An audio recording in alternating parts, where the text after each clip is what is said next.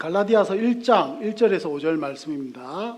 자, 다 같이 한번 읽어보십시다. 시작. 사람들에게서 난 것도 아니요 사람으로 말미암은 것도 아니요 오직 예수 그리스도와 그를 죽은 자 가운데서 살리신 하나님 아버지로 말미암아 사도된 바울은 함께 있는 모든 형제와 더불어 갈라디아 여러 교회들에게 우리 하나님 아버지와 주 예수 그리스도로부터 은혜와 평강이 있기를 원하노라.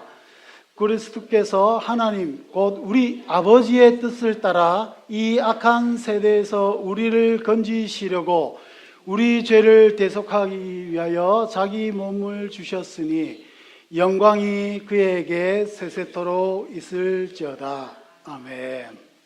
여러분, 지난주 바울을 막 공격하려던 그 사도성을 막 뭉개서 바울이 전했던 복음까지도 막 이렇게 무시하게끔 하려고 했던 그 거짓 교사들을 우리가 생각하면 교회도 마찬가지죠. 사람들이 어떻게 합니까? 이단으로 정죄하거나 이런 식으로 막 공격하잖아요. 그죠? 그렇게 하면서 근데 이단이 뭔가? 막 그렇게 많이 하는데 저 목사님은 이단이야 해서 막 이런 것들 많은데 과연 이단이 뭔가? 이런 얘기하면서 이단에 대해서 제가 잠시 그 기준에 대해서 몇 가지 나누었습니다. 혹시 기억나십니까? 한 번씩 하나 해봅시다. 맨 처음에 뭐? 삼위일체. 역시 최 집사님 머리가 참. 두 번째, 예수 그리스도는 참 인간이자 참 신이다. 그래서 주 집사님 말씀하신 대로 예수님의 신성과 인성, 이거 두 가지를 한 본성으로 가지고 계신 예수 그리스도를 얘기했습니다. 세 번째 뭐였죠? 말씀의 무오성. 뭐죠? 말씀은 하나님의 감동으로 된 것으로, 사람이 쓴 것이 아니라 뭐로? 하나님의 감동으로 쓴 것으로. 여기다 제가 하나 더 추가했습니다. 뭐죠? 성령의 직통 계시는 있다 없다?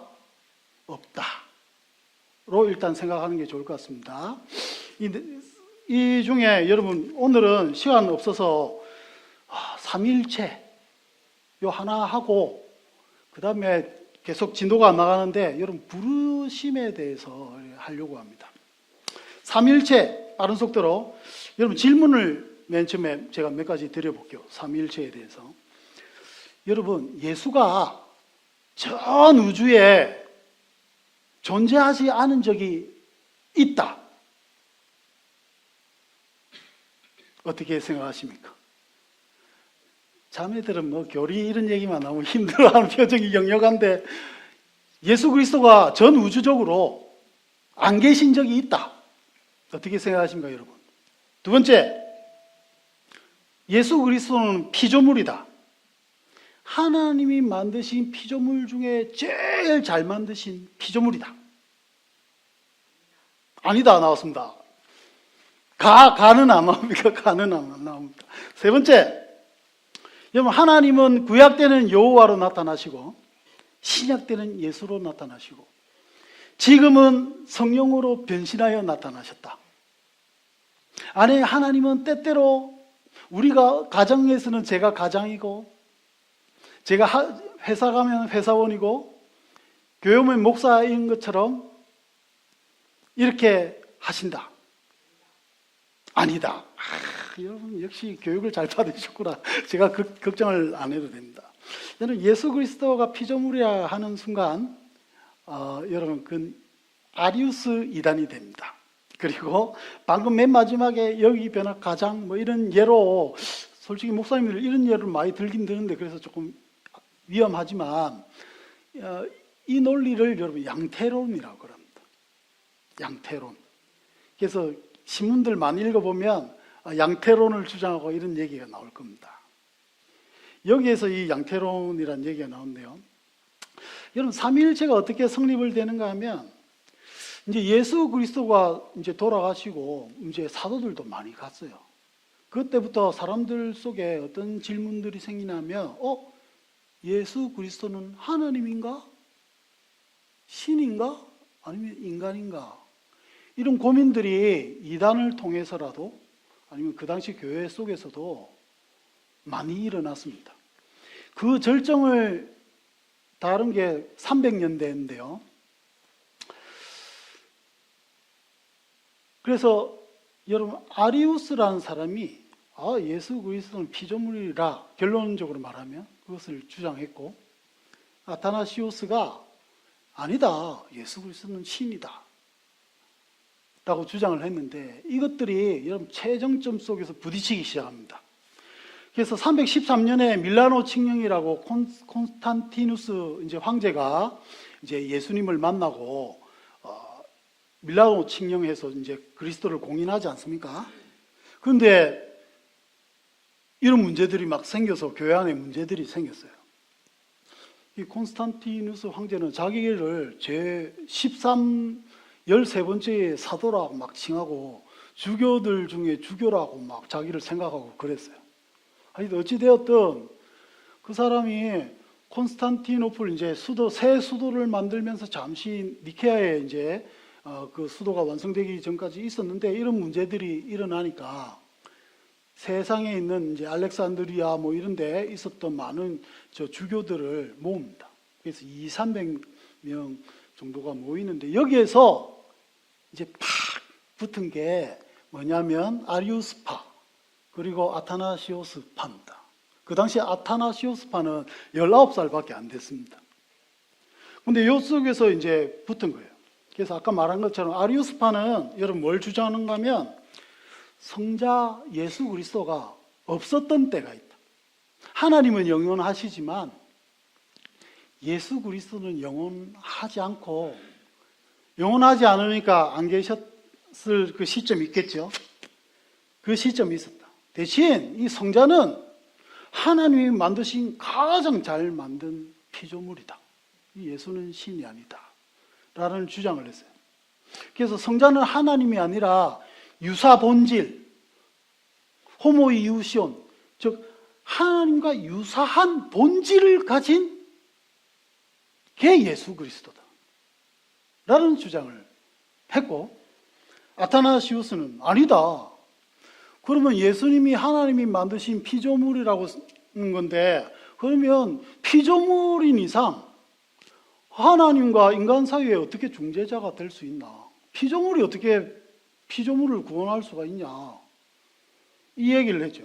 그래서 성자는 성령과 더불어서 이 성부 하나님으로부터 나오는 동일 본질, 호모우시온이라는 단어가 있답니다. 우리 잘 모르겠죠. 근데 번역하면 동일 본질, 하나님과 같은 본질이다, 이제 요거 갖고 붙었어요. 그래서 그 유명한 첫 번째 종교회의, 니케아 종교회의가 325년에 열립니다. 그래서 박터지게 싸우죠. 막 주먹질까지 오갔다는 설도 있고 해서 막 싸웁니다. 근데 결론적으로 여러분 아타나시오스파가 이제 사람들로부터 인정을 받고, 주교들로부터 인정을 받았죠. 그래서 채택이 됩니다. 근데 문제는 여기서 끝나지 않습니다. 이 공의회가 끝났는데 콘스탄티누스 황제가 가만히 생각해 보니까 아무래도 아리우스 말이 맞는 것 같아. 예수님은 신이 아닌 것 같아. 그래서 아까 말했잖아요. 자기가 주교 중에 주교고 13번째 사도라고 생각하는 얘가 은근슬쩍 아타나시우스를 막 탄압합니다. 막 탄압해서 막 추방시키기도 하면서 이거 어떻게든 이거를 이제 수정하려고 했는데 죽어버려요. 아타나시우스도 죽고 이제 콘스탄티누스 황제도 죽고. 그래서 이런 논쟁이 그래도 가시지 않으니까 325년에 다시 한번 종교회의를 합니다. 콘스탄티노플 종교회의.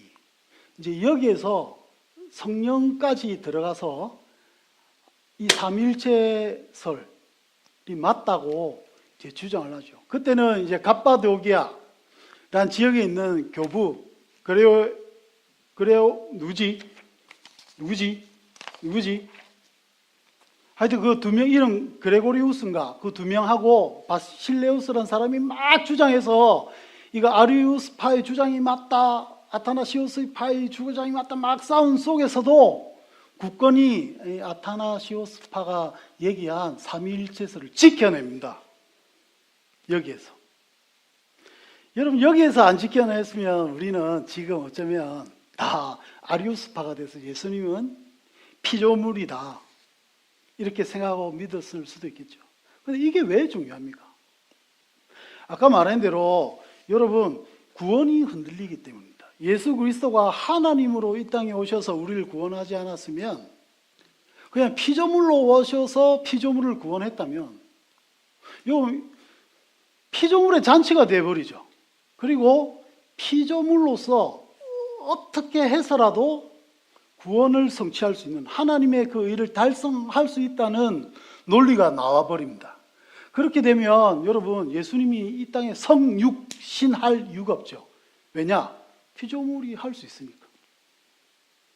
그래서 여러분 끝까지 지켜내려고 했던 것이 이 복음과 이 구원과 연관이 되었기 때문입니다. 여러분 인간은 전적으로 타락하고 아무것도 할 수 없는 이신치가 그래서 중요한 겁니다. 여러분 그래서 신이 인간이 인간을 구원하긴 해야 되는데 하나님의 섭리에 의하면 인간이 인간을 구원할 수 없기 때문에 신이 인간이 되어서 이 땅에 오셔서 인간의 죄를 지시고 대속시켜줬다는 것이 여러분 우리가 믿는 구원입니다. 우리가 하나님의 전적인 은혜라는 표현 속에는 여러분 하나님이 사람으로 치면 사람이 개미가 된 것처럼 신이란 어떤 존재가 이 어리석은 존재, 자기를 찬양하지도 않고 자기를 배반한 그 인간들을 위해서 피조물의 옷을 입고 이 땅에 오셔서 끝끝내 그의 열심으로 하나님의 구원을 이뤄낸 여러분 이것이 은혜입니다.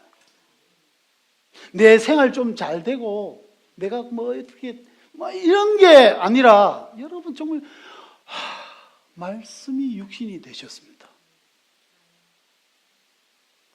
여러분 말씀이 육신이 되셨습니다. 우리의 감격은 여기에 있습니다.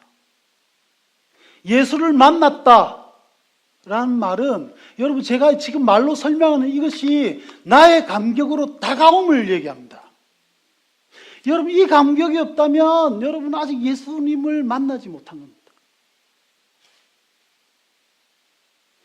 저는 오시마가교회 모든 성도들이 은혜를 찬양하고 은혜를 노래하고 은혜를 입에 달고 사는 것이 내 생활에 축복하고 내 생활이 잘 풀리고 이런 것이 아니라 여러분 말씀이 육신이 된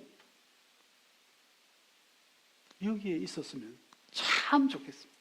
여러분 이 진리에 깊어지고 이 진리를 누려야 예수 밖에는 없네 이 찬양이 그제서야 나오는 겁니다. 나의 세례받음 나의 예배자로서의 모습 이것이 그래서 중요한 것이 되는 겁니다. 삼일체설은 그래서 여러분 신비입니다. 아리우스파가 주장이 사람들한테 인지를 받았던 이유는 이성으로 설명이 되는 문제였기 때문입니다. 아무리 생각해도 여러분 모순이지 않습니까? 하나님은 한 분인데 어떻게 삼위가 있고 예수가 신이 될 수 있습니까? 하나님은 한 분이라 하셨는데. 여러분 그래서 삼위일체설은 신비입니다. 믿음의 영역에서만 볼 수 있는 문제입니다. 기껏해야 가장 잘 비유가 그 유명한 태양의 유비라고 있습니다. 뭐냐면 여러분 태양이 있죠. 태양 빛이 있고 태양열이 있죠. 근데 그 태양 빛과 태양 열과 태양은 같은 동일 본질이죠.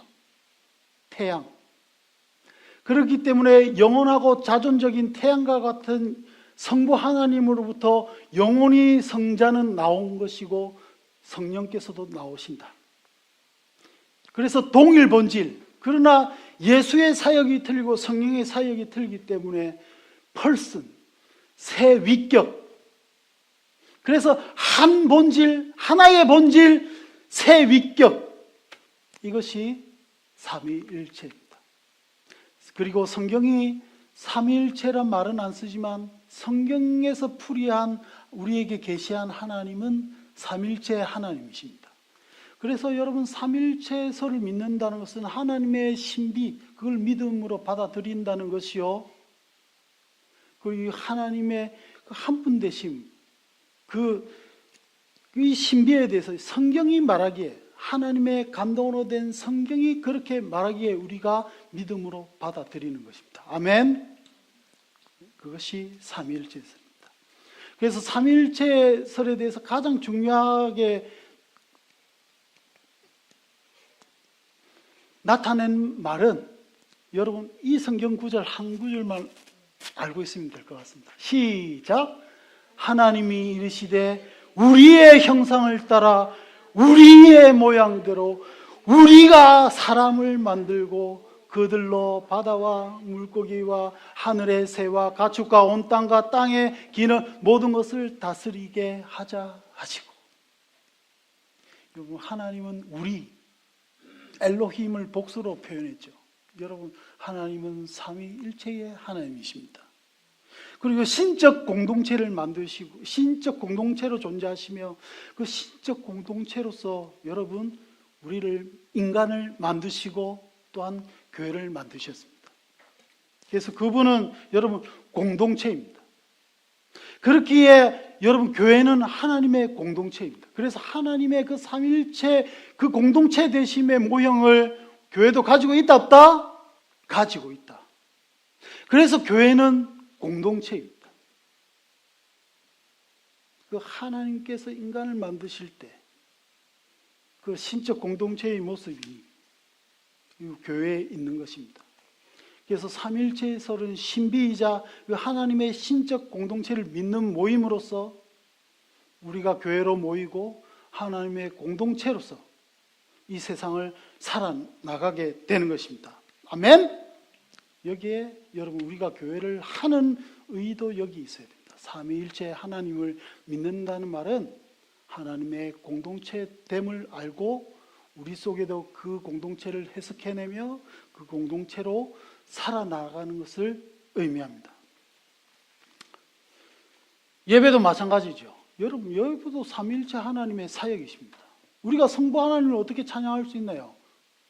우리 죄인된 모습 속에 우리가 어떻게 예배를 합니까? 어떻게 합니까, 여러분?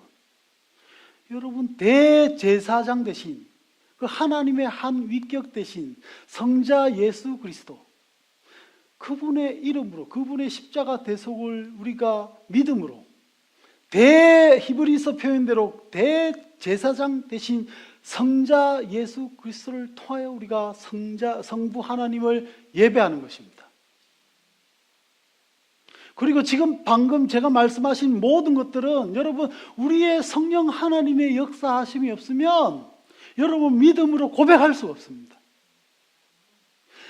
여러분 우리가 한 번의 예배를 하나님께 드리기 위해서 이 삼위일체 하나님의 이 열심이 느껴지십니까? 여러분 예배는 그래서 삼위일체 하나님을 만나는 것입니다.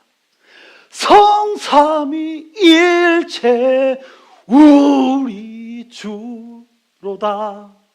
여러분은 하나님을 믿는다라는 고백이 삼위일체 하나님을 믿는다 고백에 여러분의 신앙의 근간이 있기를 축원합니다. 하고 나머지 두 개에 대해서는 또 나누어서 합니다. 두 번째 여러분께 말씀드리고 싶은 것은, 여러분 이제 다시 본문으로 돌아가서 저번 주에 이제 사람으로 난 것도 아니고 사람으로 말미암은 것도 아닌 오직 누구로? 예수 그리스도로 말미암아 사도된 바울, 이걸 말씀을 드렸습니다. 이 1절에서 우리가 볼 수 있는 사도 바울의 태도가 뭡니까? 여러분, 바울은 하나님의 부르심에 대한 확신이 있었습니다.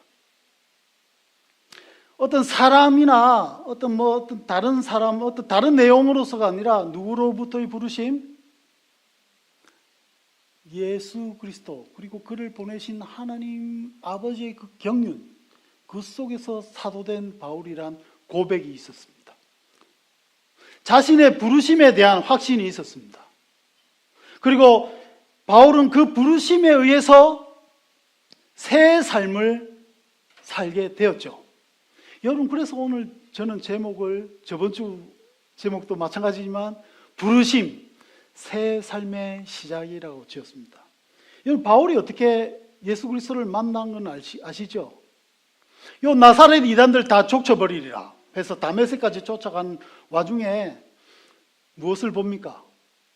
여러분, 십자가에서 피 질질 흘리고 깨어지고 자신이 죽이려고 했던 예수 그리스도, 나는 네가 핍박하는 예수 그리스도를 만납니다. 아, 내 믿음, 내 신앙, 내가 하나님을 잘 섬기는 것이, 이 나사렛 이단을 없애는 것이 나의 목적인 줄 알았는데, 이게 잘 믿는 건 줄 알았는데, 아이고야, 이게 아니구나. 그래서 자신이 핍박하던, 내가 죽이려고 했던 예수 그리스도를 만나죠. 그리고 또 어떻게 선교사가 됩니까? 사도행전 13장 2절에 보면 선교사가 이렇게 됩니다. 주를 섬겨 금식할 때에 성령이 가라사대 내가 불러 시키는 일을 위하여 바나바와 사울을, 여기 바울이죠, 따로 세우라 하시니. 여러분, 선교사를 세운 것도 사람들이 세운 게 아닙니다. 안디옥 교회에서 바울 너 잘났네, 너 선교해. 아닙니다.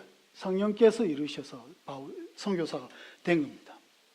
그래서 바울은 여러분, 하나님께서 자신을 부르시고 내 인생을 주관하시고 내 인생을 어떻게 끌어갈지 그 부르심을 알았습니다. 이쯤 되면 제가 여러분 무엇을 얘기하고 싶은지 아시겠죠? 여러분, 우리에게도 하나님의 부르심이 있습니다. 그리고 그 부르심에 대한 고백으로 여러분, 그제서야 우리의 새 삶이 그 시점에서 열립니다. 질문, 여러분, 하나님이 여러분들을 어떻게, 어떤 모습으로, 무엇으로, 무엇을 위하여 부르셨습니까? 저는 그 질문을 여러분들 한번 해봤으면 좋겠습니다. 여러분, 하나님이 여러분을 왜 부르셨습니까? 여러분은 왜 옷이 마가교회에 오십니까? 여러분은 왜 지금 비즈니스를 하십니까? 여러분 왜 그 회사에 다니십니까? 여러분은 왜 선교사가 되었고 변용호 선교사는 왜 지금 캄보디아에 있습니까?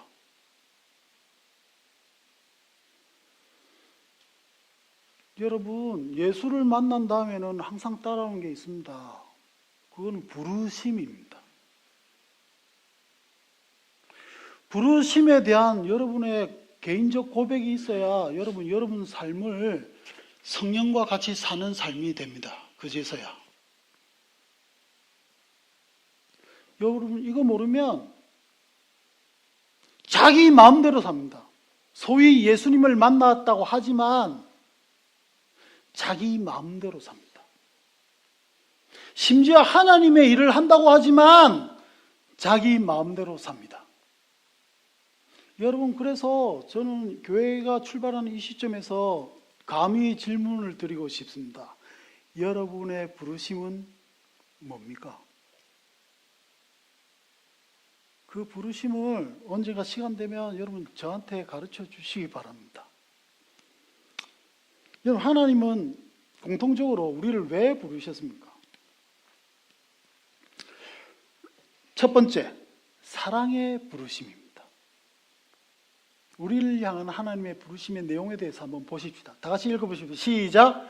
우리가 알거니와 하나님을 사랑하는 자, 곧 그의 뜻대로 부르심을 입은 자들에게는 모든 것이 합력하여 선을 이루느니라.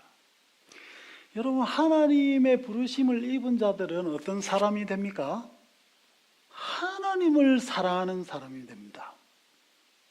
교회에서 높은 직분을 탐하거나, 교회에서 어떤 일을 많이 하거나, 교회에 와서 어떤 봉사를 많이 하거나, 이런 것을 탐하는 것이 아니라, 하나님의 부르심은 여러분, 하나님을 사랑하는 데 있습니다.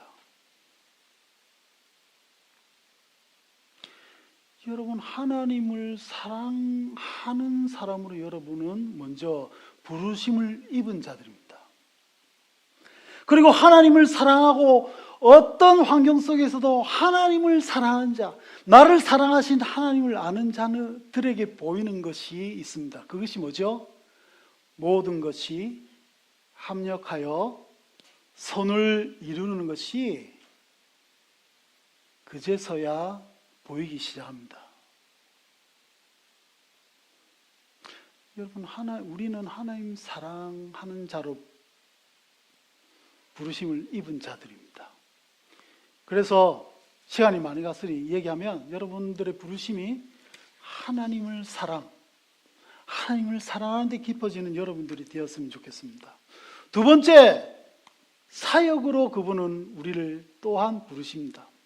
시작! 그가 어떤 사람은 사도로, 어떤 사람은 선지자로, 어떤 사람은 복음 전하는 자로, 어떤 사람은 목사와 교사로 삼으셨으니 이는 성도를 온전하게 하며 봉사의 일을 하게 하며 그리스도의 몸을 세우려 하심이라.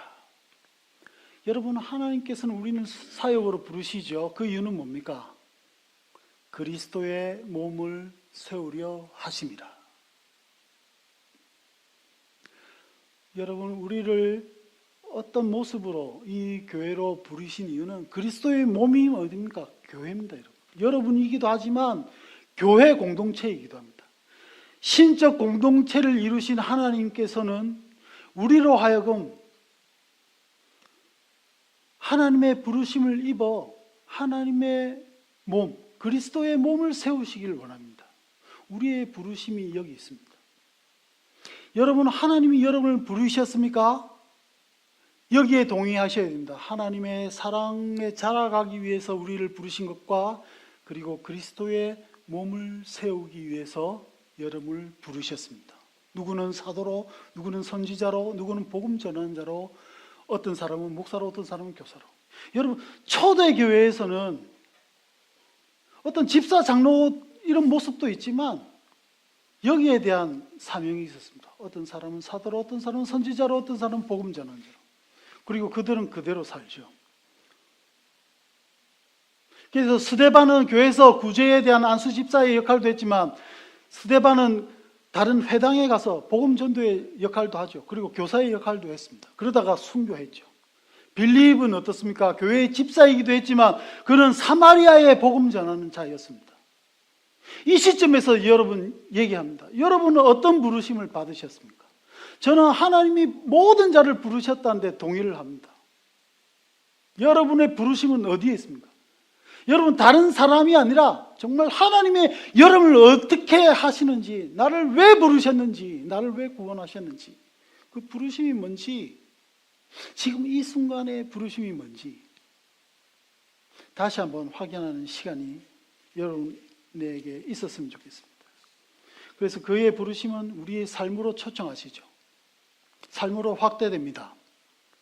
내 개인적으로 하나님을 사랑하는 자로 하나님께서 섬기시고, 그리고 교회를 위해 부르시고, 그리고 우리가 삶에 나갔을 때 여러분, 우리가 가진 비즈니스, 우리가 하는 직업, 이 모든 것도 이제 내가 원해서 했던 걸로, 내가 원해서 이 직업을 택한 것들로 아는 세상적 가치관을 버리고 무엇으로 받아들입니까?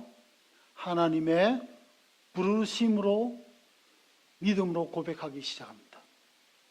여러분, 그래서 여러분 회사를 다니는 것도 이제 하나님의 부르심으로 해석이 되기 시작을 하죠. 여러분이 지금 하는 비즈니스도 이제 더 이상 내가 좋아해서 했던, 돈 많이 벌려고 했던 비즈니스가 아니라 이 하나님의 부르심 속에서 나의 비즈니스가 해석되기도 합니다. 하나님의 부르심이 뭔지 거기에 맞춰 내가 살고 할 때 여러분, 나의 인생이 드디어 거기에서부터 하나님이 주신 새 삶이 시작이 됩니다.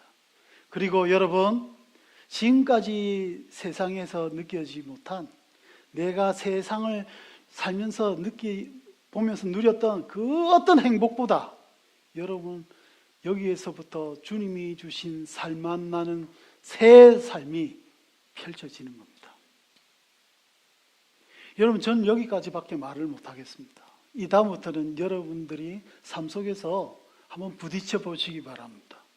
솔직히 여러분들 마음에 나의 하나님이 부르신 건 뭔지, 이 질문이, 여러분, 이 실존적인 질문이 여러분에게 있기를 원합니다. 그러면 하나님이 아담에게 하셨던 첫 실존적 질문이 비로소 들리실 겁니다. 네가 어디 있느냐? 여러분, 어디에 있습니까? 하나님이 부르신 그곳에 계십니까? 믿음으로 고백하십니까? 우리가 많이 부른 찬양, 이 찬양 하기를 원합니다. 근데 이 찬양 하기 위해서 여러분, 사실은 조건이 있습니다. 나를 지으신 이가 나를 왜 지은지를 알아야 이 찬양을 할 수 있습니다. 여러분, 하나님이 나를 왜 부르셨는지 알아야 이 찬양을 할 수 있습니다. 하나님이 나를 왜 보내셨는지 그걸 알아야 이 찬양을 진짜 할 수 있습니다, 여러분. 그리고 무엇보다 나를 지으시고 나를 부르시고 나를 지으신 것이 나를 괴롭히고 나를 뭐 어떻게 성가시게 하고 세상의 쾌락 다 포기하게 하고 찌질하게 살기 위해서 부르신 것이 아니라, 아, 주님의 은혜구나.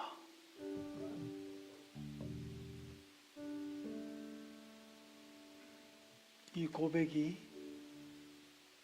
나올 수 있습니다. 여러분, 이 찬양 부르시면서 여러분의 과거의 부르심이 어땠는지, 현재의 부르심이 어땠는지, 미래의 부르심이 무엇인지 한번 마음속에 하나님 가르쳐 주십시오 하는 마음으로 찬양했으면 좋겠습니다. 그리고 소망하시기 바랍니다. 여러분, 나를 지으신 이유를 여러분들이 발견할 때, 나를 부르신 이유를 확실히 발견할 때, 나를 보내신 이유를 확실히 발견할 때, 여러분 마음에서부터, 아, 하나님의 은혜, 이게 고백되어질 것입니다.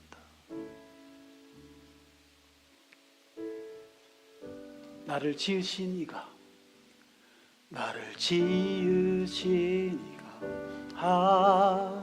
하나님,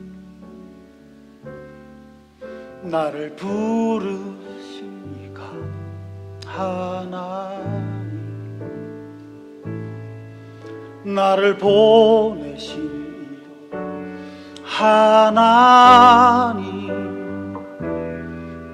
나의 나 된 것은 하나님 은혜라.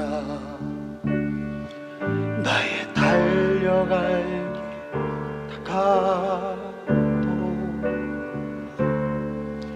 나의 마지막 다가도록 나로 그 십자가 품게 하시니, 나의 나 된 것은 하나님 은혜라.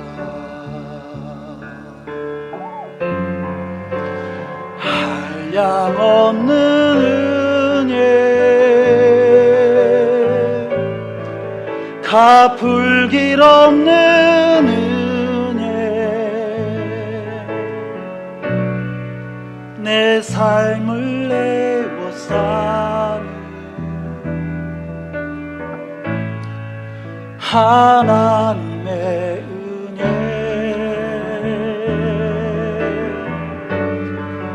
나 주저함 없이 그 땅을 밟은 도 나를 붙드시네 하나님의. 우리가 한번 기도하십시다. 하나님께서 나를 지으신 이유에 대해서 내 마음속에서 어떻게 고백하는지 이 시간 다시 한번 확인하십시다.